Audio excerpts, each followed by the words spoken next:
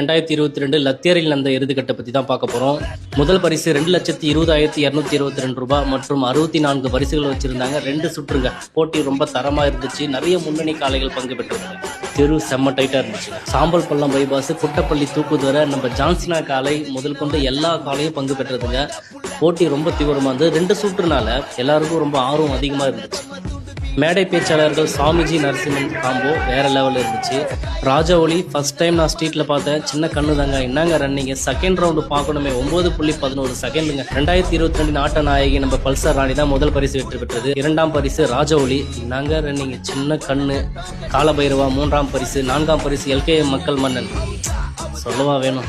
2 மணிக்கு மேலே மழை வர மாதிரி இருந்துச்சு. கிளைமேட் ஃபுல்லாக சேஞ்ச் ஆகிடுச்சு.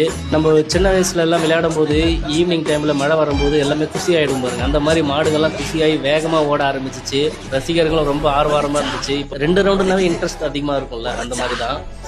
வட மாவட்டம் இறுதிக்கட்டில் உங்களுக்கு பிடிச்ச வீதி பேரை மறக்காமல் கமெண்ட் பண்ணுங்கள். நன்றி, வணக்கம்.